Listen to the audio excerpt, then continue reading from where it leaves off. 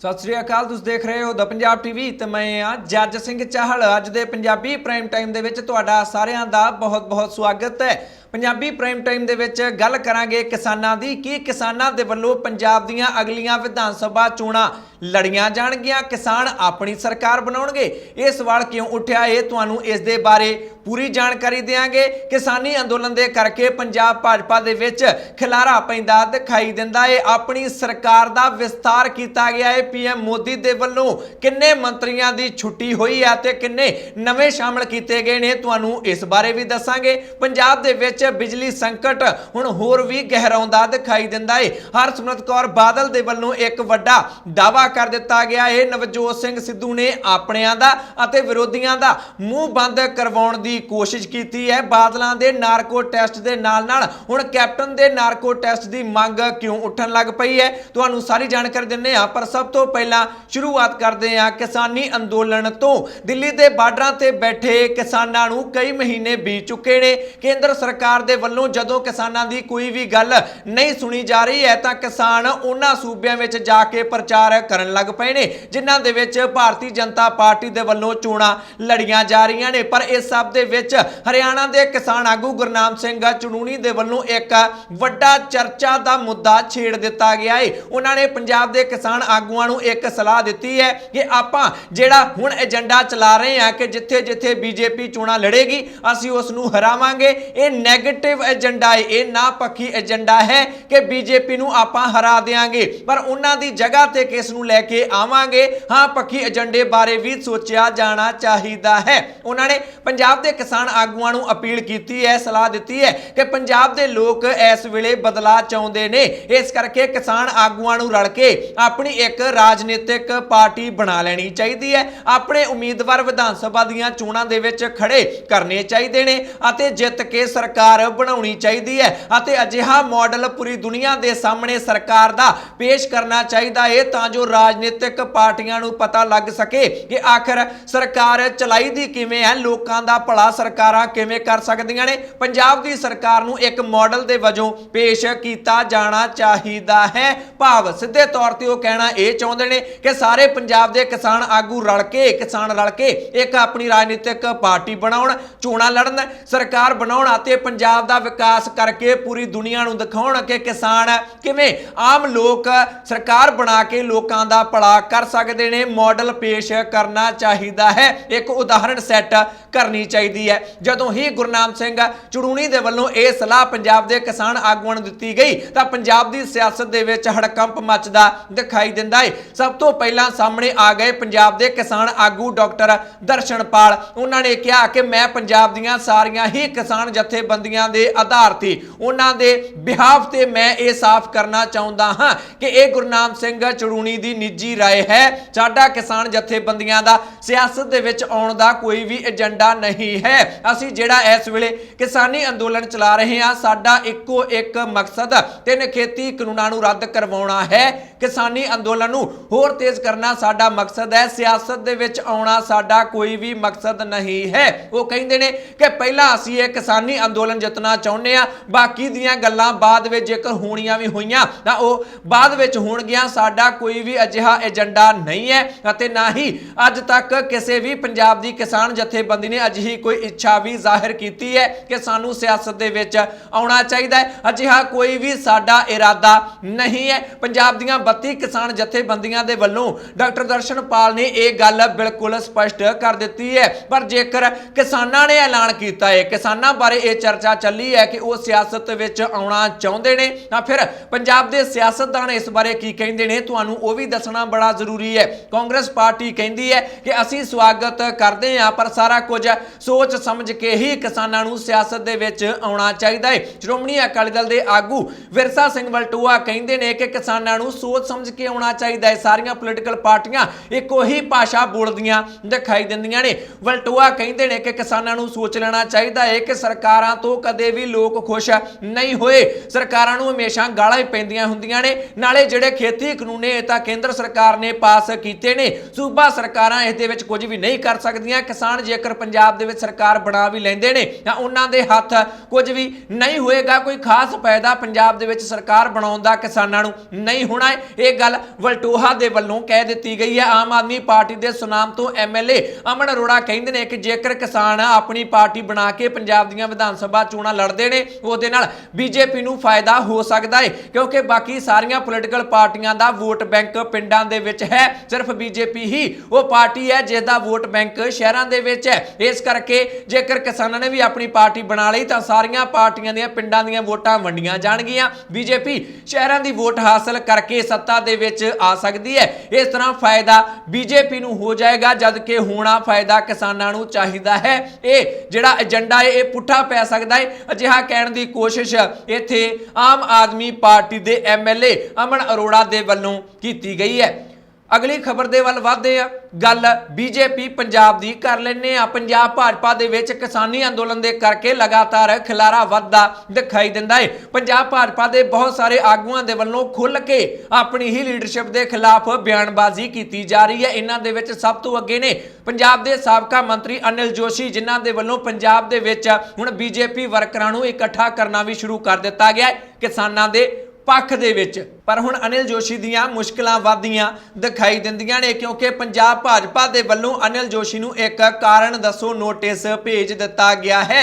2 ਦਿਨਾਂ ਦਾ ਸਮਾਂ ਦਿੱਤਾ ਗਿਆ ਹੈ ਅਨਿਲ ਜੋਸ਼ੀ ਨੂੰ। ਕਾਰਨ ਕਹਿੰਦੇ ਨੇ ਇਹ ਦੱਸੋ ਕਿ ਤੁਸੀਂ ਲਗਾਤਾਰ ਪਾਰਟੀ ਅਤੇ ਪਾਰਟੀ ਦੀਆਂ ਕੇਂਦਰ ਸਰਕਾਰ ਦੀਆਂ ਨੀਤੀਆਂ ਦੇ ਖਿਲਾਫ ਖੁੱਲ੍ਹ ਕੇ ਬਿਆਨਬਾਜ਼ੀ ਮੀਡੀਆ ਦੇ ਵਿੱਚ ਆ ਕੇ ਲੋਕਾਂ ਦੇ ਵਿੱਚ ਆ ਕੇ ਕਰ ਰਹੇ ਹੋ। ਤੁਹਾਨੂੰ ਪਾਰਟੀ ਚੋਂ ਕੱਢਿਆ ਕਿਉਂ ਨਾ ਜਾਵੇ, ਇਸ ਦਾ ਕਾਰਨ ਦੱਸੋ। ਕਾਰਨ ਦੱਸੋ ਨੋਟਿਸ ਮਿਲਣ ਤੋਂ ਬਾਅਦ ਅਨਿਲ ਜੋਸ਼ੀ ਹੋਰ ਵੀ ਜ਼ਿਆਦਾ ਗੁੱਸੇ ਦੇ ਵਿੱਚ ਆਉਂਦੇ ਦਿਖਾਈ ਦਿੰਦੇ ਨੇ। ਉਹ ਕਹਿੰਦੇ ਨੇ ਕਿ ਨੋਟਿਸ ਦੇ ਵਿੱਚ ਲਿਖਿਆ ਗਿਆ ਹੈ ਕਿ ਮੈਂ ਪਾਰਟੀ ਦੀਆਂ ਨੀਤੀਆਂ ਦੇ ਖਿਲਾਫ ਬਿਆਨਬਾਜ਼ੀ ਕਰ ਰਿਹਾ, ਜਦ ਕਿ ਅਜਿਹਾ ਕੁਝ ਵੀ ਨਹੀਂ ਹੈ। ਮੈਂ ਤਾਂ ਪੰਜਾਬ ਦੇ ਵਿੱਚ ਪਾਰਟੀ ਨੂੰ ਬਚਾਉਣ ਦੀਆਂ ਕੋਸ਼ਿਸ਼ਾਂ ਕਰ ਰਿਹਾ। ਕਿਸਾਨ ਪੰਜਾਬ ਦੇ ਨੇ, ਅਸੀਂ ਵੀ ਪੰਜਾਬ ਦੇ ਹਾਂ। ਇਸ ਕਰਕੇ ਬੀਜੇਪੀ ਦੀ ਹਾਈ ਕਮਾਨ ਦੇ ਕੋਲ ਜਾ ਕੇ ਆਪਣੀ ਪਾਰਟੀ ਦਾ ਪੱਖ ਚੰਗੇ ਤਰੀਕੇ ਨਾਲ, ਪੰਜਾਬ ਪੱਖੀ ਪੱਖ ਚੰਗੇ ਤਰੀਕੇ ਨਾਲ ਜਾ ਕੇ ਰੱਖਣਾ ਚਾਹੀਦਾ ਹੈ। ਦੱਸੋ ਮੈਂ ਇਸ ਦੇ ਵਿੱਚ ਗਲਤ ਕੀ ਕਹਿ ਰਿਹਾ ਹਾਂ? ਮੈਂ ਤਾਂ ਇੰਨਾ ਹੀ ਕਹਿਣਾ ਕਿ ਜੇਕਰ ਆਪਾਂ ਪੰਜਾਬ ਦੇ ਹਾਂ ਤਾਂ ਸਾਨੂੰ ਫਿਰ ਪੰਜਾਬ ਦੇ ਪੱਖ ਵਿੱਚ ਖੜਨਾ ਚਾਹੀਦਾ ਹੈ। ਸਿਆਸੀ ਤੌਰ ਤੇ ਵੀ ਪੰਜਾਬ ਭਾਜਪਾ ਦੇ ਪੱਖ ਵਿੱਚ ਇਹੀ ਹੈ। ਪੰਜਾਬ ਦੇ ਵਿੱਚ ਰਹਿ ਕੇ ਜੇਕਰ ਆਪਾਂ ਪੰਜਾਬ ਦਾ ਸਾਥ ਨਹੀਂ ਦੇਵਾਂਗੇ ਤਾਂ ਫਿਰ ਪੰਜਾਬ ਦੇ ਲੋਕ ਸਾਨੂੰ ਵੋਟਾਂ ਕਿਵੇਂ ਪਾ ਸਕਦੇ ਨੇ? ਪੰਜਾਬ ਦੇ ਵਿੱਚ ਅਸੀਂ ਸਿਆਸਤ ਕਿਵੇਂ ਕਰ ਸਕਦੇ ਹਾਂ? ਭਾਜਪਾ ਪੰਜਾਬ ਦੇ ਵਿੱਚ ਕਿਵੇਂ ਬਚੀ ਰਹਿ ਸਕਦੀ ਹੈ? ਮੈਂ ਤਾਂ ਇਹੀ ਗੱਲ ਸਮਝਾਉਣ ਦੀ ਕੋਸ਼ਿਸ਼ ਇਹਨਾਂ ਸਾਰੇ ਲੀਡਰਾਂ ਨੂੰ ਕਰ ਰਿਹਾ, ਪਰ ਇਹ ਸਾਰੇ ਲੀਡਰ ਚਾਪਲੂਸ ਨੇ। ਇਹਨਾਂ ਨੂੰ ਅਹੁਦੇ ਮਿਲੇ ਹੋਏ ਨੇ, ਇਹਨਾਂ ਨੂੰ ਸਿਕਿਉਰਿਟੀਆਂ ਮਿਲੀਆਂ ਹੋਈਆਂ ਨੇ। ਇਸੇ ਕਰਕੇ ਹੀ ਜੋ ਵੀ ਕੇਂਦਰੀ ਹਾਈ ਕਮਾਂਡ ਕਹਿੰਦੀ ਹੈ ਬਸ ਉਹਨਾਂ ਦੇ ਹਾਂ ਦੇ ਵਿੱਚ ਹਾਂ ਇਹ ਮਿਲਾਈ ਜਾਂਦੇ ਨੇ, ਸਿਰ ਹਿਲਾਈ ਜਾਂਦੇ ਨੇ। ਇਹਨਾਂ ਨੂੰ ਜ਼ਮੀਨੀ ਪੱਧਰ ਦੇ ਜੋ ਹਾਲਾਤ ਨੇ ਉਹ ਜਾ ਕੇ ਉੱਪਰ ਬੀਜੇਪੀ ਦੀ ਹਾਈ ਕਮਾਨ ਨੂੰ ਦੱਸਣੇ ਚਾਹੀਦੇ ਨੇ, ਪਰ ਇਹ ਇਦਾਂ ਨਹੀਂ ਕਰਦੇ। ਇਹ ਡਰਦੇ ਨੇ ਕਿ ਜੋ ਵੀ ਅਹੁਦੇ ਸਾਨੂੰ ਦਿੱਤੇ ਗਏ ਨੇ ਅਸੀਂ ਕਾਬਿਲ ਨਹੀਂ, ਪਰ ਫਿਰ ਵੀ ਜੋ ਸਾਨੂੰ ਅਹੁਦੇ ਦਿੱਤੇ ਗਏ ਨੇ ਜੇਕਰ ਅਸੀਂ ਜਾ ਕੇ ਜ਼ਮੀਨੀ ਹਾਲਾਤ ਦੱਸ ਦਿੱਤੇ ਤਾਂ ਉਹਨਾਂ ਨੇ ਸਾਡੇ ਕੋਲੋਂ ਸਿਕਿਉਰਿਟੀਆਂ ਖੋਹ ਲੈਣੀਆਂ ਨੇ, ਅਹੁਦੇ ਖੋਹ ਲੈਣੇ ਨੇ। ਇਸੇ ਕਰਕੇ ਹੀ ਇਹ ਜ਼ਮੀਨੀ ਆਵਾਜ਼ ਜਿਹੜੀ ਉਹ ਅਜੇ ਤੱਕ ਬੀਜੇਪੀ ਦੀ ਹਾਈ ਕਮਾਨ ਦੇ ਕੋਲ ਪਹੁੰਚਾ ਨਹੀਂ ਸਕੇ। ਜਾ ਕੇ ਉੱਥੇ ਗਲਤ ਜਾਣਕਾਰੀ ਦਿੰਦੇ ਨੇ ਕਿ ਪੰਜਾਬ ਦੇ ਲੋਕ ਭਾਜਪਾ ਤੋਂ ਖੁਸ਼ ਨੇ, ਪਰ ਇਦਾਂ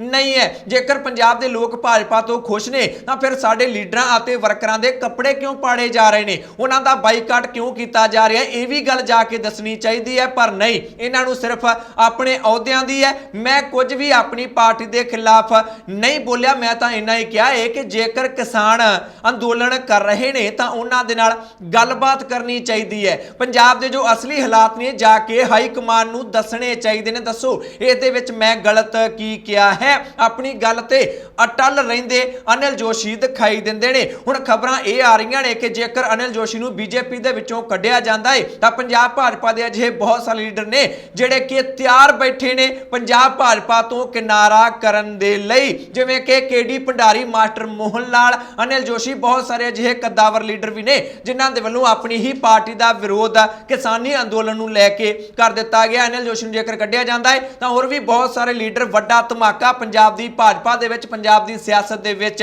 ਕਰ ਸਕਦੇ ਨੇ। ਜੇਕਰ ਗੱਲ ਕਰੀਏ ਅੱਜ ਦੀ ਤਾਂ ਮਾਲਵਿੰਦਰ ਸਿੰਘ ਕੰਗ ਦੇ ਵੱਲੋਂ ਕਿਸਾਨੀ ਅੰਦੋਲਨ ਦੇ ਕਰਕੇ ਹੀ ਭਾਜਪਾ ਤੋਂ ਅਸਤੀਫਾ ਦਿੱਤਾ ਗਿਆ ਸੀ ਅਤੇ ਅੱਜ ਉਹਨਾਂ ਨੇ ਆਮ ਆਦਮੀ ਪਾਰਟੀ ਦਾ ਝਾੜੂ ਚੁੱਕ ਲਿਆ ਹੈ। ਅਤੇ ਖਬਰਾਂ ਇਹੀ ਨੇ ਕਿ ਜੇਕਰ ਬੀਜੇਪੀ ਦੇ ਲੀਡਰ ਪੰਜਾਬ ਦੇ ਵਿੱਚ ਭਾਜਪਾ ਨੂੰ ਛੱਡਦੇ ਨੇ ਤਾਂ ਉਹ ਵੱਖ-ਵੱਖ ਸਿਆਸੀ ਪਾਰਟੀਆਂ ਦੇ ਵਿੱਚ ਜਾ ਸਕਦੇ ਨੇ, ਜਿਸ ਦੇ ਨਾਲ पंजाब दे विच भाजपा दा होर भी लक टुट सकदा है। पहलां ही आम लोकां दे वल्लों बीजेपी लीडरां दा बाईकाट कीता होया है अते जिहड़ी थोड़ी बहुत लीडरशिप बची भी है उन्हां दे वल्लों भी अस्तीफे दे के होर पार्टियां ज्वाइन कीतियां जा सकदियां ने। अजिहियां खबरां भी सामने आउंदियां दिखाई दिंदियां ने। अगली खबर दे वल वधदे हां। गल मोदी कैबिनेट दी कर लैने आ। मोदी सरकार दा दूजा कार्यकाल चल रहा है अते वड्डा फेर बदल कर दिता गया है। प्रधानमंत्री नरेंद्र मोदी दे वल्लों अपनी कैबिनेट दे विच बहुत सारे वड्डे चेहरिਆਂ ਤੋਂ अस्तीफे ले गए ने अते 43 नवे मंत्रियों ਨੂੰ ਅੱਜ ਸਹੁੰ ਚੁਕਾ ਦਿੱਤੀ गई है। बहुत वड्डा फेर बदल किया गया है अते वड्डे वड्डे चेहरिਆਂ ਦੇ ਕੋਲੋਂ अस्तीफे भी नरेंद्र मोदी दे वल्लों दवा दिते गए ने। जेकर वड्डे चेहरिਆਂ ਦੀ ਗੱਲ करिए जिन्हां दे कोलों अस्तीफे दवाए गए ने उन्हां दे विच देश दे सिੱਖਿਆ मंत्री ने रमेश पोखरियाल, सेहत मंत्री ने डॉक्टर हर्षवर्धन, इस तो इलावा रवि शंकर प्रसाद, प्रकाश जावड़ेकर, इन्हां सारियां दे अस्तीफे भी दवा दिते गए ने। इन्हां विचों कुछ दे महकमे बदले गए ने अते कुछ नूं छुट्टी ते भेज दिता गया, भाव उन्हां दी पक्की छुट्टी कर दित्ती गई है। मंत्रालय उन्हां दे कोलों खो लए गए ने। हुण जिहड़े 43 नवे मंत्री शामिल कीते गए ने उन्हां दे विच कोई ज़्यादा मशहूर चेहरे नहीं, कुछ चेहरे ही अजिहे ने जिहड़े कि मशहूर ने, जिवें कि ज्योतिरादित्य सिंधिया, इन्हां तो इलावा मीनाक्षी लेखी, अजिहे चेहरिਆਂ ਨੂੰ भी मोदी कैबिनेट दे विच शामिल कर लिया गया है। जेकर सियासी अख तो देखा जाए तो सूबियां दे विच जिन्हां सूबियां दे विच कुछ समय बाद चोणां होणीਆਂ ने उत्थे सियासी बैलेंस बिठाउण दी कोशिश भाजपा दे वल्लों कीती गई है। हुण जेकर इन्ना वड्डा फेरबदल मोदी कैबिनेट दे विच कीता गया है तो विरोधी पार्टियां चुप किवें रह सकदियां ने। कांग्रेस पार्टी का कहना है कि यह कैबिनेट का विस्तार नहीं है, सगों सत्ता की भुख का विस्तार है। जेकर कामकाज के आधार पर ही महकमे खोए गए ने तो सब तो पहला फिर महकमा धर्मेंद्र प्रधान के कोलों खोया जाना चाहिए, जिहड़े कि भारत के पेट्रोलियम मंत्री ने, जिन्हां दे कार्यकाल दे विच पेट्रोल सैकड़ा मार गया ते डीजल भी सैकड़ा मार चुकिया है अते जिहड़ी घरेलू गैस है वो भी बहुत ज़्यादा महंगी हो गई है। सब तो पहला तो उन्हां दा ही अस्तीफा लिया जाना चाहिए सी, जबकि नरेंद्र मोदी दे वल्लों अजिहा नहीं किया गया है। आम आदमी पार्टी के दिल्ली के उप मुख मंत्री मनीष सिसोदिया कहते हैं कि इस वेले प्रधानमंत्री नरेंद्र मोदी का आत्म विश्वास अंदर तक हिलिया पिया है। इन्होंने सियासत शुरू की सी गलियां अते शहरां दा नाम बदलन तो, जिहड़ी कि वार-वार मुख मंत्री बदलन तक अते हुण मंत्रिमंडल का पूरा दरबार बदलन तक आ गई है। ऑपरेशन नाल चलण वाली सरकार नूं हुण कोऑपरेशन की जरूरत पै गई है। लगता है साहब का आत्मविश्वास अंदर तक हिलिया होया है। यह ट्वीट मनीष सिसोदिया दे वल्लों इस कैबिनेट विस्तार के खिलाफ कर दिता गया है। हरसिमरत कौर बादल दे वल्लों मोदी सरकार नूं लैके एक वड्डा दावा किया गया है। खेती कानूनां दे नाल संबंधित तुहाडे लई जानना जरूरी है।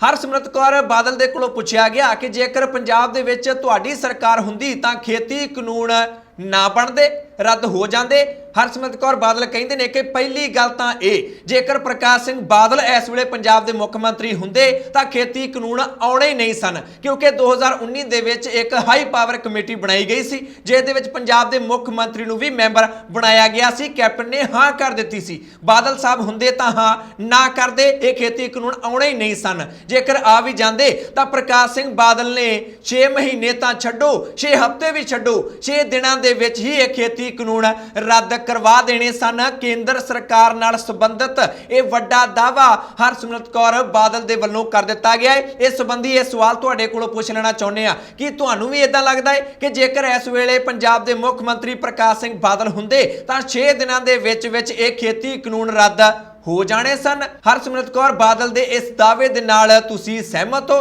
जो भी तुहानूं लगदा है कमेंट करके अपनी राय जरूर दिओ। अगे बढ़ते हैं, गल पंजाब दी ही कर लैंदे आ। पंजाब दे विच बिजली दा संकट खत्म होण दी बजाय होर भी डूंगा हुंदा दिखाई दिंदा है। हुण बिजली महकमे दे वल्लों पंजाब दे वड्डे उद्योगां नूं 10 जुलाई तक बंद रखण दा ऐलान कर दिता गया है, हुक्म जारी कर दिता गया है। इस तो इलावा जिहड़े मध्यम वर्ग दे उद्योग ने उन्हां ते भी कई तरह दीयां पाबंदियां पंजाब सरकार दे वल्लों बिजली महकमे दे वल्लों ला दित्तियां गईयां ने। ਇਹਨਾਂ ਸਾਰੀਆਂ ਪਾਬੰਦੀਆਂ ਤੋਂ ਬਾਅਦ ਹੁਣ ਖਬਰਾਂ ਆ ਰਹੀਆਂ ਨੇ ਕਿ ਪੰਜਾਬ ਦੇ ਵਿੱਚ ਉਦਯੋਗਾਂ ਨੂੰ ਲੈ ਕੇ 18,000 ਕਰੋੜ ਦੇ ਕਰੀਬ ਨੁਕਸਾਨ ਉਦਯੋਗਾਂ ਨੂੰ ਚੱਲਣਾ ਪੈ ਸਕਦਾ ਹੈ। ਪਰ ਇਹ ਸਭ ਦੇ ਵਿੱਚ ਸ਼੍ਰੋਮਣੀ ਅਕਾਲੀ ਦਲ ਦੇ ਪ੍ਰਧਾਨ ਸੁਖਬੀਰ ਸਿੰਘ ਬਾਦਲ ਦੇ ਵੱਲੋਂ ਕੈਪਟਨ ਅਮਰਿੰਦਰ ਸਿੰਘ ਤੇ ਵੱਡੇ ਇਲਜ਼ਾਮ ਲਾ ਦਿੱਤੇ ਗਏ ਨੇ। ਉਹ ਕਹਿੰਦੇ ਨੇ ਕਿ ਪੂਰੇ ਪੰਜਾਬ ਤੋਂ ਮੈਨੂੰ ਉਦਯੋਗਪਤੀਆਂ ਦੇ ਫੋਨ ਆ ਰਹੇ ਨੇ, ਫੈਕਟਰੀ ਮਾਲਕਾਂ ਦੇ ਫੋਨ ਮੈਨੂੰ ਆ ਰਹੇ ਨੇ ਅਤੇ ਸਾਰੇ ਕਹਿ ਰਹੇ ਨੇ ਕਿ ਸਾਨੂੰ ਇਸ ਸਰਕਾਰ ਤੋਂ ਬਚਾ ਲਓ, ਕਿਉਂਕਿ ਪਹਿਲਾਂ ਹੀ ਕਰੋਨਾ ਦੇ ਕਰਕੇ ਇੰਡਸਟਰੀ ਦਾ ਬੜਾ ਬੁਰਾ ਹਾਲ ਸੀ ਅਤੇ ਹੁਣ ਬਿਜਲੀ ਦਾ ਸੰਕਟ ਜਿਹੜਾ ਕਿ ਪੰਜਾਬ ਸਰਕਾਰ ਦੀ ਨਾਕਾਮੀ ਦੇ ਕਰਕੇ ਪੈਦਾ ਹੋਇਆ ਹੈ, ਉਸਨੇ ਵੀ ਇੰਡਸਟਰੀ ਦਾ ਲੱਕ ਤੋੜ ਕੇ ਰੱਖ ਦਿੱਤਾ ਹੈ। ਬਹੁਤ ਸਾਰਾ ਵੱਡੇ ਪੱਧਰ ਤੇ ਨੁਕਸਾਨ ਹੈ ਇੰਡਸਟਰੀ ਦਾ ਹੋ ਰਿਹਾ ਹੈ। ਕੈਪਟਨ ਅਮਰਿੰਦਰ ਸਿੰਘ ਦੇ ਅੱਗੇ ਸੁਖਬੀਰ ਬਾਦਲ ਨੇ ਮੰਗ ਰੱਖੀ ਹੈ ਕਿ ਜਿੱਥੋਂ ਮਰਜ਼ੀ ਪੈਸਾ ਲਿਆਓ, ਬਿਜਲੀ ਖਰੀਦੋ ਅਤੇ ਉਦਯੋਗਾਂ ਨੂੰ ਖੋਲੋ ਤਾਂ ਜੋ ਪੰਜਾਬ ਦਾ ਆਰਥਿਕ ਨੁਕਸਾਨ ਨਾ ਹੋਵੇ। ਲੋਕ ਤਾਂ ਪਹਿਲਾਂ ਹੀ ਬਹੁਤ ਦੁਖੀ ਨੇ ਅਤੇ ਤੁਸੀਂ ਆਪਣੀ ਨਾਕਾਮੀ ਦੇ ਕਰਕੇ ਲੋਕਾਂ ਨੂੰ ਹੋਰ ਵੀ ਬਹੁਤ ਜ਼ਿਆਦਾ ਦੁਖੀ ਕਰ ਰਹੇ ਹੋ। ਤੁਹਾਨੂੰ ਇਦਾਂ ਨਹੀਂ ਕਰਨਾ ਚਾਹੀਦਾ। ਸੁਖਬੀਰ ਸਿੰਘ ਬਾਦਲ ਦੇ ਵੱਲੋਂ ਇਹ ਅਪੀਲ ਕੈਪਟਨ ਅਮਰਿੰਦਰ ਸਿੰਘ ਨੂੰ ਕਰ ਦਿੱਤੀ ਗਈ ਹੈ। ਅੱਗੇ ਵਧਦੇ ਹਾਂ, ਗੱਲ ਨਵਜੋਤ ਸਿੰਘ ਸਿੱਧੂ ਦੀ ਕਰ ਲੈਂਦੇ ਹਾਂ। ਲਗਾਤਾਰ ਨਵਜੋਤ ਸਿੰਘ ਸਿੱਧੂ ਬਿਜਲੀ ਸਮਝੌਤਿਆਂ ਨੂੰ ਲੈ ਕੇ ਸਵਾਲ ਚੁੱਕ ਰਹੇ ਸਨ। ਸਾਰਿਆਂ ਨੇ ਸਿੱਧੂ ਨੂੰ ਕਹਿ ਦਿੱਤਾ ਕਿ ਹੁਣ ਸਮਝੌਤਿਆਂ ਤੇ ਸਵਾਲ ਚੁੱਕਣ ਦਾ ਕੀ ਫਾਇਦਾ ਹੈ। ਜਦੋਂ ਕੈਪਟਨ ਤੁਹਾਨੂੰ ਬਿਜਲੀ ਮੰਤਰੀ ਬਣਾ ਰਹੇ ਸਨ ਉਦੋਂ ਤੁਸੀਂ ਨਾ ਕਰ ਦਿੱਤੀ ਸੀ। ਬਿਜਲੀ ਮੰਤਰੀ ਬਣ ਜਾਂਦੇ ਤਾਂ ਜੋ ਵੀ ਕਰਨਾ ਸੀ ਸੁਧਾਰ ਤੁਸੀਂ ਕਰ ਸਕਦੇ ਸੀ। ਇਹਨਾਂ ਸਾਰੀਆਂ ਗੱਲਾਂ ਦਾ ਜਵਾਬ ਨਵਜੋਤ ਸਿੰਘ ਸਿੱਧੂ ਦੇ ਵੱਲੋਂ ਅੱਜ ਆਪਣੇ 6 ਟਵੀਟਾਂ ਦੇ ਜ਼ਰੀਏ ਦੇ ਦਿੱਤਾ ਗਿਆ ਹੈ। ਇੱਕ ਤੋਂ ਬਾਅਦ ਇੱਕ 6 ਟਵੀਟ ਨਵਜੋਤ ਸਿੰਘ ਸਿੱਧੂ ਦੇ ਵੱਲੋਂ ਕਰ ਦਿੱਤੇ ਗਏ ਅਤੇ ਇਹਨਾਂ ਸਾਰੇ ਟਵੀਟਾਂ ਦੇ ਵਿੱਚ ਬਿਜਲੀ ਦੇ ਸਮਝੌਤਿਆਂ ਨੂੰ ਲੈ ਕੇ ਅਤੇ ਬਿਜਲੀ ਦੇ ਮਾਡਲ ਨੂੰ ਲੈ ਕੇ ਉਹ ਕੀ ਸੋਚਦੇ ਨੇ ਸਾਰਾ ਕੁਝ ਹੀ ਉਹਨਾਂ ਨੇ ਪੰਜਾਬ ਦੇ ਲੋਕਾਂ ਦੇ ਸਾਹਮਣੇ ਰੱਖ ਦਿੱਤਾ ਹੈ। ਆਪਣੇ ਪਹਿਲੇ ਟਵੀਟ ਦੇ ਵਿੱਚ ਨਵਜੋਤ ਸਿੰਘ ਸਿੱਧੂ ਕਹਿੰਦੇ ਨੇ ਕਿ ਸਭ ਤੋਂ ਪਹਿਲਾਂ ਨੀਤੀ ਤੇ ਕੰਮ ਕਰਨਾ ਜ਼ਰੂਰੀ ਹੁੰਦਾ ਹੈ, ਕਿਉਂਕਿ ਨਾ ਪੱਖੀ ਪ੍ਰਚਾਰ ਕਰਨ ਵਾਲੇ ਲੀਡਰ ਹੀ ਉਹ ਹੁੰਦੇ ਨੇ ਜਿਹੜੇ ਕਿ ਨੀਤੀ ਉੱਤੇ ਕੰਮ ਨਹੀਂ ਕਰ ਸਕਦੇ। ਉਹਨਾਂ ਦਾ ਕਦੇ ਵੀ ਵਿਕਾਸ ਕਰਾਉਣਾ ਏਜੰਡਾ ਨਹੀਂ ਹੁੰਦਾ ਹੈ, ਉਹ ਸਿਰਫ ਧੰਦਾ ਕਰਨ ਲਈ ਹੀ ਰਾਜਨੀਤੀ ਵਿੱਚ ਆਏ ਹੁੰਦੇ ਨੇ। ਮੈਂ ਪੰਜਾਬ ਮਾਡਲ ਦਾ ਵਿਕਾਸ ਪੰਜਾਬ ਦੇ ਵਿੱਚ ਕਰਨਾ ਚਾਹੁੰਦਾ ਹਾਂ, ਭਾਵ ਪੰਜਾਬ ਦਾ ਮਾਡਲ ਵਰਤ ਕੇ ਪੰਜਾਬ ਦਾ ਵਿਕਾਸ ਮੈਂ ਕਰਨਾ ਚਾਹੁੰਦਾ। ਆਪਣੇ ਪਹਿਲੇ ਟਵੀਟ ਦੇ ਵਿੱਚ ਨਵਜੋਤ ਸਿੰਘ ਸਿੱਧੂ ਨੇ ਇਹ ਕਿਹਾ ਹੈ। ਦੂਜੇ ਦੇ ਵਿੱਚ ਕਹਿੰਦੇ ਨੇ ਕਿ ਬਾਦਲ ਦੂਰਦਰਸ਼ੀ ਬਿਲਕੁਲ ਨਹੀਂ। ਬਿਜਲੀ ਸਮਝੌਤੇ ਕਰਨ ਵੇਲੇ ਉਹਨਾਂ ਨੇ ਦੂਰਦਰਸ਼ਤਾ ਦੇ ਨਾਲ ਨਹੀਂ ਸੋਚਿਆ, ਇਸੇ ਕਰਕੇ ਹੀ ਉਹਨਾਂ ਨੇ ਪੰਜਾਬ ਦਾ ਨੁਕਸਾਨ ਕਰਕੇ ਰੱਖ ਦਿੱਤਾ। ਉਹ ਕਹਿੰਦੇ ਨੇ ਕਿ ਸੂਰਜੀ ਊਰਜਾ ਲੈਣੀ ਚਾਹੀਦੀ ਸੀ ਬਾਦਲਾਂ ਨੂੰ, ਪਰ ਉਹਨਾਂ ਨੇ ਆ ਥਰਮਲ ਪਲਾਂਟਾਂ ਵਾਲੀ ਬਿਜਲੀ ਲਈ ਹੈ ਜੋ ਕਿ ਬਹੁਤ ਜ਼ਿਆਦਾ ਨੁਕਸਾਨਦਾਇਕ ਹੋ ਰਹੀ ਹੈ ਪੰਜਾਬ ਦੇ ਲਈ ਆਰਥਿਕ ਤੌਰ ਤੇ। ਤੀਜੀ ਗੱਲ, ਉਹਨਾਂ ਨੇ ਸਾਬਿਤ ਕਰਨ ਦੀ ਕੋਸ਼ਿਸ਼ ਕੀਤੀ ਹੈ ਕਿ ਪੰਜਾਬ ਨੂੰ ਦਿੱਲੀ ਦਾ ਬਿਜਲੀ ਵਾਲਾ ਮਾਡਲ ਨਹੀਂ ਚਾਹੀਦਾ। ਕਹਿੰਦੇ ਨੇ ਕਿ ਦਿੱਲੀ ਆਪ ਬਿਜਲੀ ਪੈਦਾ ਨਹੀਂ ਕਰਦੀ ਹੈ, ਉੱਥੇ ਰਿਲਾਇੰਸ ਅਤੇ ਟਾਟਾ ਦੇ ਹੱਥ ਵਿੱਚ ਹੈ ਸਾਰਾ ਕੁਝ। ਪੰਜਾਬ 25% ਦੀ ਬਿਜਲੀ ਆਪ ਪੈਦਾ ਕਰਦਾ ਹੈ। ਜੇਕਰ ਦਿੱਲੀ ਵਾਲਾ ਮਾਡਲ ਇੱਥੇ ਲਿਆਂਦਾ ਗਿਆ ਤਾਂ ਫਿਰ ਵੱਡੇ ਮਗਰਮੱਛ ਕਾਰਪੋਰੇਟ ਰਿਲਾਇੰਸ ਅਤੇ ਟਾਟਾ ਵਰਗੇ ਵੀ ਪੰਜਾਬ ਦੇ ਵਿੱਚ ਆ ਜਾਣਗੇ, ਜੋ ਕਿ ਸਹੀ ਨਹੀਂ ਹੋਏਗਾ। ਚੌਥੇ ਟਵੀਟ ਦੇ ਵਿੱਚ ਉਹਨਾਂ ਨੇ ਕਹਿਣ ਦੀ ਕੋਸ਼ਿਸ਼ ਕੀਤੀ ਹੈ ਬਿਜਲੀ ਦੀ ਸਬਸਿਡੀ ਦਿੱਲੀ ਕਿੰਨੀ ਦਿੰਦਾ ਹੈ ਅਤੇ ਪੰਜਾਬ ਕਿੰਨੀ ਦਿੰਦਾ ਹੈ, ਉਹ ਸਾਰਾ ਕੁਝ ਸਮਝਾਉਣ ਦੀ ਕੋਸ਼ਿਸ਼ ਆਪਣੇ ਚੌਥੇ ਟਵੀਟ ਦੇ ਵਿੱਚ ਨਵਜੋਤ ਸਿੰਘ ਸਿੱਧੂ ਦੇ ਵੱਲੋਂ ਕੀਤੀ ਗਈ ਹੈ। ਪੰਜਵੇਂ ਟਵੀਟ ਦੇ ਵਿੱਚ ਉਹ ਕਿਸਾਨਾਂ ਨੂੰ ਮੁਫਤ ਬਿਜਲੀ ਦੀ ਗੱਲ ਕਰਦੇ ਨੇ ਕਿ ਪੰਜਾਬ ਕਿੰਨੀ ਦਿੰਦਾ ਹੈ ਅਤੇ ਦਿੱਲੀ ਇਸ ਦੇ ਵਿੱਚ ਕਿੰਨੀ ਬਿਜਲੀ ਦੇ ਰਿਹਾ ਹੈ ਅਤੇ ਕਹਿੰਦੇ ਨੇ ਕਿ ਜਿਹੜੇ ਸਮਝੌਤੇ ਨੇ ਇਹਨਾਂ ਸਮਝੌਤਿਆਂ ਨੂੰ ਰੱਦ ਕਰਨਾ ਹੀ ਪੰਜਾਬ ਮਾਡਲ ਦਾ ਮਤਲਬ ਹੈ। ਸਸਤੀ ਅਤੇ ਲਗਾਤਾਰ ਬਿਜਲੀ ਪੈਦਾ ਕਰਨੀ, ਖਰੀਦਣੀ ਤੇ ਸਭ ਲਈ ਸਸਤੀ ਬਿਜਲੀ ਮੁਹੱਈਆ ਕਰਨ ਲਈ ਟਰਾਂਸਮਿਸ਼ਨ ਲਾਗਤਾਂ ਘਟਾਉਣੀਆਂ ਜ਼ਰੂਰੀ ਨੇ। ਆਪਣੇ ਪੰਜਵੇਂ ਟਵੀਟ ਦੇ ਵਿੱਚ ਨਵਜੋਤ ਸਿੰਘ ਸਿੱਧੂ ਇਹ ਗੱਲ ਕਹਿੰਦੇ ਨੇ। ਛੇਵੇਂ ਟਵੀਟ ਦੇ ਵਿੱਚ ਉਹਨਾਂ ਨੇ ਉਸ ਗੱਲ ਦਾ ਜਵਾਬ ਦਿੱਤਾ ਹੈ ਜਿਸ ਵਿੱਚ ਸਾਰੇ ਉਹਨਾਂ ਨੂੰ ਕਹਿ ਰਹੇ ਨੇ ਕਿ ਮੰਤਰੀ ਬਣ ਜਾਂਦੇ, ਸੁਧਾਰ ਕਰ ਲੈਂਦੇ, ਉਦੋਂ ਤਾਂ ਮੰਤਰੀ ਬਣੇ ਨਹੀਂ, ਹੁਣ ਗੱਲਾਂ ਕਰਨ ਦਾ ਕੀ ਫਾਇਦਾ ਹੈ। ਛੇਵੇਂ ਟਵੀਟ ਦੇ ਵਿੱਚ ਉਹਨਾਂ ਨੇ ਜਵਾਬ ਦਿੱਤਾ ਹੈ। ਛੇਵੇਂ ਟਵੀਟ ਦੇ ਵਿੱਚ ਉਹ ਕਹਿੰਦੇ ਨੇ ਕਿ ਇਸ ਵੇਲੇ ਜਿਹੜਾ ਬਿਜਲੀ ਮੰਤਰੀ ਹੁੰਦਾ ਹੈ ਉਹ ਇਹਨਾਂ ਸਾਰੇ ਮੁੱਦਿਆਂ ਸੰਬੰਧੀ ਕੀ ਕਰ ਸਕਦਾ ਹੈ। ਕਹਿੰਦੇ ਨੇ 1% ਵੀ ਕੁਝ ਨਹੀਂ ਕਰ ਸਕਦਾ। ਉਹ ਜਿਹੜਾ ਬਿਜਲੀ ਮੰਤਰੀ ਹੁੰਦਾ ਹੈ ਉਹਦੇ ਹੱਥ ਵਿੱਚ ਕੁਝ ਵੀ ਨਹੀਂ ਹੁੰਦਾ। ਸਾਰੇ ਅਧਿਕਾਰ ਕਿਹਦੇ ਕੋਲ ਹੁੰਦੇ ਨੇ? ਪੰਜਾਬ ਰਾਜ ਬਿਜਲੀ ਰੈਗੂਲੇਟਰੀ ਕਮਿਸ਼ਨ ਦੇ ਕੋਲ ਸਾਰੇ ਅਧਿਕਾਰ ਹੁੰਦੇ ਨੇ, ਜਿਹੜਾ ਕਿ ਸਿੱਧੇ ਤੌਰ ਤੇ ਮੁੱਖ ਮੰਤਰੀ ਨੂੰ ਰਿਪੋਰਟ ਕਰਦਾ ਹੈ। ਸਿੱਧੂ ਕਹਿਣਾ ਇਹ ਚਾਹੁੰਦੇ ਨੇ ਕਿ ਬਿਜਲੀ ਮੰਤਰੀ ਦੇ ਹੱਥ ਵਿੱਚ ਕੁਝ ਵੀ ਨਹੀਂ ਹੁੰਦਾ, ਮੁੱਖ ਮੰਤਰੀ ਦੇ ਹੱਥ ਵਿੱਚ ਹੀ ਸਾਰਾ ਕੁਝ ਹੁੰਦਾ ਹੈ। ਇਸ ਲਈ ਮੈਂ ਆਪਣਾ ਸਮਾਂ ਲੋਕਾਂ ਦੀ ਤਾਕਤ ਲੋਕਾਂ ਤੱਕ ਪਹੁੰਚਾਉਣ ਦਾ ਰਾਹ ਉਲੀਕਣ ਲਈ ਪੰਜਾਬ ਮਾਡਲ ਤਿਆਰ ਕਰਨ ਉੱਤੇ ਲਗਾਇਆ ਹੈ। ਉਹ ਕਹਿੰਦੇ ਨੇ ਕਿ ਜਦੋਂ ਮੈਂ ਬਿਜਲੀ ਮੰਤਰੀ ਬਣਨਾ ਸੀ ਮੈਂ ਸੋਚਿਆ ਕਿ ਇਹ ਤਾਂ ਕੁਝ ਵੀ ਨਹੀਂ ਕਰ ਸਕਦਾ ਬਿਜਲੀ ਮੰਤਰੀ। ਇਸ ਕਰਕੇ ਪੰਜਾਬ ਦੇ ਮਾਡਲ ਨੂੰ ਵਿਕਸਿਤ ਕਰਨ ਲਈ ਮੈਂ ਆਪਣਾ ਜਿਹੜਾ ਸਮਾਂ ਹੈ ਉਹ ਬਤੀਤ ਕੀਤਾ ਹੈ ਤਾਂ ਜੋ ਪੰਜਾਬ ਨੂੰ ਵਿਕਾਸ ਦੀਆਂ ਲੀਹਾਂ ਤੇ ਲਿਜਾਇਆ ਜਾ ਸਕੇ। ਜਵਾਬ ਇਹ ਦਿੱਤਾ ਹੈ ਸਿੱਧੂ ਨੇ। ਜੇਕਰ ਤੁਹਾਨੂੰ ਸਾਫ਼ ਭਾਸ਼ਾ ਦੇ ਵਿੱਚ ਦਸੀਏ, ਸੌਖੀ ਭਾਸ਼ਾ 'ਚ ਕਹਿੰਦੇ ਨੇ ਬਿਜਲੀ ਮੰਤਰੀ ਕੁਝ ਕਰ ਹੀ ਨਹੀਂ ਸਕਦਾ, ਸਾਰੇ ਅਧਿਕਾਰ ਮੁੱਖ ਮੰਤਰੀ ਕੋਲ ਹੁੰਦੇ ਨੇ। ਇਸ ਕਰਕੇ ਮੇਰੇ ਬਿਜਲੀ ਮੰਤਰੀ ਬਣਨ ਦਾ ਕੋਈ ਫਾਇਦਾ ਹੀ ਨਹੀਂ ਸੀ ਜਦੋਂ ਮੈਂ ਕੋਈ ਡਿਸੀਜਨ ਹੀ ਨਹੀਂ ਲੈ ਸਕਦਾ ਸੀ, ਕਿਉਂਕਿ ਪਹਿਲਾਂ ਵੀ ਜਿਹੜੇ ਉਹ ਮੰਤਰੀ ਸਨ ਉਹਨਾਂ ਨੇ ਰਿਪੋਰਟਾਂ ਬਣਾ ਕੇ ਕੈਪਟਨ ਨੂੰ ਦਿੱਤੀਆਂ ਸਨ। ਕੈਪਟਨ ਨੇ ਉਹ ਰਿਪੋਰਟਾਂ ਡਸਟਬਿਨ ਦੇ ਵਿੱਚ ਸੁੱਟ ਦਿੱਤੀਆਂ। ਨਾਮ ਲੱਗ ਗਿਆ ਨਵਜੋਤ ਸਿੱਧੂ ਦਾ ਕਿ ਇਹਨਾਂ ਨੇ ਕੋਈ ਕੰਮ ਹੀ ਨਹੀਂ ਕੀਤਾ। ਇਸੇ ਕਰਕੇ ਹੀ ਬਿਜਲੀ ਦਾ ਮਹਿਕਮਾ ਨਵਜੋਤ ਸਿੰਘ ਸਿੱਧੂ ਦੇ ਵੱਲੋਂ ਨਹੀਂ ਲਿਆ ਗਿਆ ਸੀ। ਇਹ ਸਾਫ਼ ਕਰਨ ਦੀ ਕੋਸ਼ਿਸ਼ ਸਿੱਧੂ ਦੇ ਵੱਲੋਂ ਇੱਥੇ ਆਪਣੇ ਟਵੀਟਾਂ ਦੇ ਵਿੱਚ ਕੀਤੀ ਗਈ ਹੈ। ਅੱਗੇ ਵਧਦੇ ਆ, ਗੱਲ ਕੋਟਕਪੁਰਾ ਗੋਲੀ ਕਾਂਡ ਦੀ ਕਰ ਲੈਂਦੇ ਆ। SIT ਦੇ ਵੱਲੋਂ ਆਪਣੀ ਜਾਂਚ ਨੂੰ ਲਗਾਤਾਰ ਤੇਜ਼ ਕੀਤਾ ਜਾ ਰਿਹਾ ਹੈ। ਫਰੀਦਕੋਟ ਦੀ ਅਦਾਲਤ ਦੇ ਵਿੱਚ SIT ਨੇ ਇੱਕ ਅਰਜ਼ੀ ਪਾਈ ਹੈ ਜਿਸ ਦੇ ਵਿੱਚ ਸਾਬਕਾ DGP ਸੁਮੇਧ ਸੈਣੀ, ਪਰਮਰਾਜ ਸਿੰਘ ਉਮਰਾ ਨੰਗਲ ਅਤੇ ਸਾਬਕਾ SSP ਚਰਨਜੀਤ ਸ਼ਰਮਾ ਦਾ ਨਾਰਕੋ ਟੈਸਟ ਕਰਾਉਣ ਦੀ ਮੰਗ SIT ਦੇ ਵੱਲੋਂ ਕੀਤੀ ਗਈ ਹੈ। ਪਰਮਰਾਜ ਸਿੰਘ ਉਮਰਾ ਨੰਗਲ ਕਹਿੰਦੇ ਨੇ ਕਿ ਸੁਪਰੀਮ ਕੋਰਟ ਦੀਆਂ ਹਦਾਇਤਾਂ ਦੇ ਮੁਤਾਬਿਕ ਉਹ ਆਪਣਾ ਨਾਰਕੋ ਟੈਸਟ ਕਰਵਾਉਣ ਲਈ ਤਿਆਰ ਨੇ, ਪਰ ਸੁਮੇਧ ਸੈਣੀ ਕਹਿੰਦੇ ਨੇ ਮੇਰੀ ਸਿਹਤ ਠੀਕ ਨਹੀਂ ਹੈ, ਮੈਂ ਨਾਰਕੋ ਟੈਸਟ ਨਹੀਂ ਕਰਵਾ ਸਕਦਾ। ਚਰਨਜੀਤ ਸ਼ਰਮਾ ਨੇ ਵੀ ਨਾਰਕੋ ਟੈਸਟ ਕਰਵਾਉਣ ਤੋਂ ਇਨਕਾਰ ਕਰ ਦਿੱਤਾ ਹੈ। ਹੁਣ ਸੁਣਵਾਈ 9 ਜੁਲਾਈ ਨੂੰ ਹੋਣੀ ਹੈ। ਉੱਥੇ ਤਿੰਨਾਂ ਨੂੰ ਫਿਜ਼ੀਕਲ ਤੌਰ ਤੇ ਤਿੰਨਾਂ ਨੂੰ ਪੇਸ਼ ਹੋਣ ਦਾ ਹੁਕਮ ਫਰੀਦਕੋਟ ਦੀ ਅਦਾਲਤ ਦੇ ਵੱਲੋਂ ਦੇ ਦਿੱਤਾ ਗਿਆ। 9 ਜੁਲਾਈ ਨੂੰ ਪਤਾ ਲੱਗੇਗਾ ਕਿ ਕਿਸ ਦਾ ਨਾਰਕੋ ਟੈਸਟ ਹੋਣਾ ਹੈ ਅਤੇ ਕਿਸ ਦਾ ਨਾਰਕੋ ਟੈਸਟ ਨਹੀਂ ਹੋਣਾ। ਪਰ ਇਸ ਸਭ ਦੇ ਵਿੱਚ ਆਮ ਆਦਮੀ ਪਾਰਟੀ ਦੇ ਵੱਲੋਂ ਇੱਕ ਹੋਰ ਵੱਡੀ ਮੰਗ ਰੱਖ ਦਿੱਤੀ ਗਈ ਹੈ। ਕੁਲਤਾਰ ਸਿੰਘ ਸੰਧਵਾ ਕਹਿੰਦੇ ਨੇ ਬਾਦਲਾਂ ਦਾ ਨਾਰਕੋ ਟੈਸਟ ਹੋਣਾ ਚਾਹੀਦਾ ਹੈ, ਪ੍ਰਕਾਸ਼ ਸਿੰਘ ਬਾਦਲ ਦਾ ਅਤੇ ਸੁਖਬੀਰ ਸਿੰਘ ਬਾਦਲ ਦਾ। ਜੇਕਰ ਪੰਜਾਬ ਸਰਕਾਰ ਬਾਦਲ ਪਿਓ ਪੁੱਤ ਦਾ ਨਾਰਕੋ ਟੈਸਟ ਨਹੀਂ ਕਰਵਾਉਂਦੀ ਹੈ ਤਾਂ ਫਿਰ ਮੁੱਖ ਮੰਤਰੀ ਦਾ ਵੀ ਨਾਰਕੋ ਟੈਸਟ ਹੋ ਜਾਣਾ ਚਾਹੀਦਾ ਹੈ, ਭਾਵ ਕੈਪਟਨ ਅਮਰਿੰਦਰ ਸਿੰਘ ਦਾ ਵੀ ਨਾਰਕੋ ਟੈਸਟ ਹੋ ਜਾਣਾ ਚਾਹੀਦਾ ਹੈ ਤਾਂ ਜੋ ਸੱਚ ਸਾਹਮਣੇ ਆ ਸਕੇ ਕਿ ਕਿਵੇਂ ਕੈਪਟਨ ਅਮਰਿੰਦਰ ਸਿੰਘ ਬਾਦਲਾਂ ਨੂੰ ਬਚਾਉਣ ਦਾ ਕੰਮ ਕਰ ਰਹੇ ਨੇ। ਆਮ ਆਦਮੀ ਪਾਰਟੀ ਲਗਾਤਾਰ ਆਪਣੀਆਂ ਮੰਗਾਂ ਨੂੰ ਹੁਣ ਤਿੱਖੀਆਂ ਕਰਦੀ ਦਿਖਾਈ ਦਿੰਦੀ ਹੈ।